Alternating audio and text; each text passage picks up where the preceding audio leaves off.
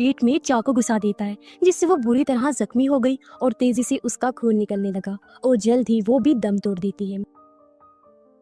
अब उसकी लाश को ठिकाने लगाने के बाद जोश फिर से आयरिस को ऑन करता है, लेकिन उसने आयरिस के हाथ कुर्सी से बांधे हुए थे और अब वो चाह कर भी कुछ नहीं कर सकती। जोश कहता है कि मैं तो सिर्फ तुम्हारे अंदर चेंजिंग्स करके तुम्हें रीस्टार्ट करना चाहता था ताकि तुम्हारे अंदर का सेव डेटा डिलीट हो जाए, लेकिन अब मुझे लगता है कि तुम्हें खत्म कर देना चाहिए। आयरिस, जिसका दिमाग 100% काम कर रहा था, कहती है कि मैं सब जानती हूँ कि तुम्हें क्या अच्छा लगता है क्या नहीं। वो और भी कई सारी बातें करती है जो सिर्फ जोश के दिमाग में चल रही, जिससे जोश को अंदाजा हो गया कि उसका दिमाग कितना तेज काम कर रहा है, इसीलिए वो उसकी इंटेलिजेंस को 0 कर देता है, यानी दिमाग बिल्कुल खत्म। जिससे अब वो जोश के कंट्रोल में आ गई। जैसे जैसे वो कह रहा था, आयरिस बिल्कुल वैसा ही कर रही थी। वो उसका एक हाथ आगे करके नीचे मोमबत्ती रख देता है। ऐसा उसने इसलिए किया ताकि उसे तकलीफ हो और वो जलने लगती है। अब जोश कंपनी में फोन कर देता है ताकि वो आकर आयरिस को ले जाए। आयरिस का पूरा हाथ जल गया और उसका अब मशीनरी वाला हाथ नजर आने लगता है और अब वो बैटरी को कहकर आग बुझवा देता है। फिर उसके कहने पर आयरिस गन हाथ में लेकर अपने सर पर रख लेती है और जब उसने चलाने को कहा तो वो खुद को शूट भी कर लेती है, जिससे अब पूरी तरह वो खत्म हो जाती है। कुछ टाइम बाद रोबोटिक कंपनी वाले लोग जब आयरिस को लेने आए तो वो इन्हें झूठी कहानी सुना देता है। गवाही के तौर पर उसने पैट्रिक का रूप पुलिस वाला बना दिया था। वो जोश की हाँ में हाँ मिला रहा था, इसीलिए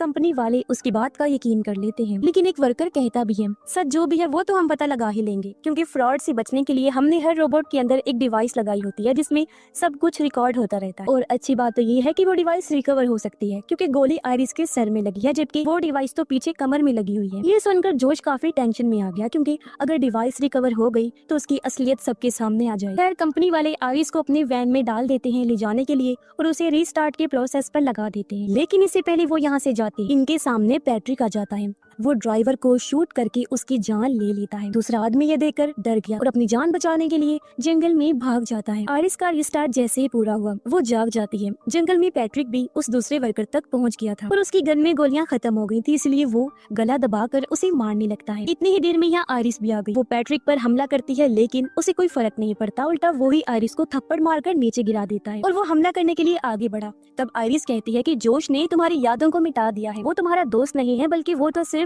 तुम्हें इस्तेमाल कर रहा है जैसे मुझे किया था। तुम्हारा असली दोस्त जिसे तुम प्यार करते थे वो मारा गया है। तुम याद करने की कोशिश करो कि जोश तुम्हारा प्यार नहीं है। और अब जब पैट्रिक अपने दिमाग पर जोर डालता है तो उसे धीरे धीरे सब याद आने लगता है कि हाँ सच में मेरा दोस्त जिसे मैं प्यार करता था उसकी तो मौत हो गई है। वो इस सदमे को बर्दाश्त नहीं कर पाता और अपनी भी जान ले लेता है। अब आयरिस कंपनी के दूसरे वर्कर को कहती है कि मुझे तुम्हारी मदद चाहिए। तो वर्कर ने उसके अंदर वैसा कर दिया जैसा वो चाहती थी। फिर आयरिस जोश के पास जाती है। वो अपने फोन से उसे बंद करने की कोशिश करता है, लेकिन वो बंद नहीं हो रही थी, क्योंकि वर्कर ने आयरिस के अंदर बदलाव कर दिए थे।